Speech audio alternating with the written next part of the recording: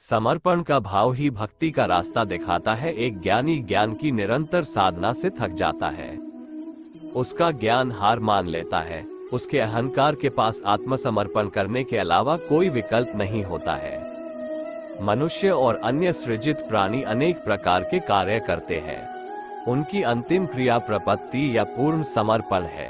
ये समर्पण परमात्मा के प्रति है। भक्ति का पंथ प्रपत्ति पर आधारित है। इस दिव्य खेल में परम पुरुष का दिव्य नाटक है। इसमें परम पुरुष जो भूमिका सौंपते हैं उसके हिसाब से काम करना होता है। नाटककार कभी कभी कठिन दृश्य उपस्थित कर देता है। ऐसा ही एक दृश्य पांडवों के हाथों कौरवों की हार के बाद सामने आया। धृतराष्ट्र, गांधारी और अन्य योद्धा के मैदान में पहुंच चुके थे। उनके सामने भगवान कृष्ण, 5 पांडव भाई और उनकी मां थी। दोनों पक्षों की आंखों से आंसू बह रहे थे। कृष्ण गांधारी को सांत्वना देते हुए समझाने लगे, मां, तुम आंसू क्यों बहा रही हो? ये दुनिया का नियम है, जो आता है वह जाता है। गांधारी ने कहा, कृष्ण, जब दूसरे विलाप करते हैं तो उसे सांत्वना देना आसान है, पर जब कोई खुद दुखी हो तो सांत्वना के शब्द उसे और दुखी करते हैं। कृष्ण चुप रहे। गांधारी ने फिर कहा, आपने अपने नाटक में कौरवों और पांडवों को अलग अलग निश्चित भूमिका सौंपी है। आप मेरे पुत्रों को सदाचारी की भूमिका सौंप सकते थे।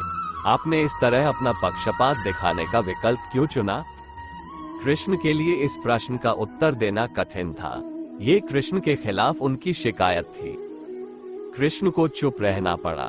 तथ्य ये है कि परम पुरुष के लिए सभी सृजित प्राणी समान रूप से महत्वपूर्ण है, ठीक वैसे ही जैसे एक हाथ की 10 उंगलियां होती है।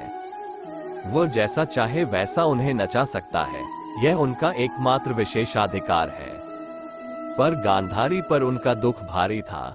उन्होंने कहा, कृष्ण, आपको मुझे श्राप देने की अनुमति देनी होगी। गांधारी ने जारी रखा, जिस तरह मेरे सभी पुत्र मेरी आंखों के सामने मर गए, उसी तरह आप अपनी आंखों के सामने अपने पूरे वंश को नष्ट होते देखेंगे। कृष्ण ने पुष्टि में कहा, ऐसा ही होने दो, ये परम पुरुष का खेल है। लेकिन व्यवहारिक दुनिया में हमेशा व्यवहारिक होना चाहिए।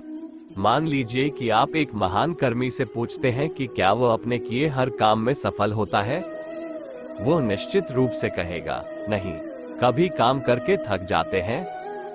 वह कहेगा कि निश्चित रूप से अलग अलग मौकों पर थक जाता हूं। जब थक जाता है तो क्या वह परम पुरुष से प्रार्थना नहीं करता कि वह उसे और ताकत दे? कोई कितना भी बड़ा कर्मी क्यों ना हो, उसे अंततः परम पुरुष की शरण में जाना ही होता है। जिनके पास वास्तविक भक्ति नहीं है, जो दूसरों को धोखा देने के लिए भक्त होने का नाटक करते हैं, वे घंटियां बजाते हैं, मोमबत्तियां जलाते हैं। वे इतना ही जानते हैं कि घंटियां बजनी चाहिए, मोमबत्तियां जलनी चाहिए। बिना भक्ति के तो ये सब मशीनी कार्य लगते हैं। इसमें आनंद कहाँ? आनंद रहित हृदय रेगिस्तान के समान है। इस मरुस्थल में जब थक जाते हैं तो परम पुरुष को गुहार लगाते हैं। यही शरणागति है। फिर वह स्थिति प्रपत्ति या पूर्ण समर्पण की होती है। आपको इस परम सत्य का स्मरण करना चाहिए।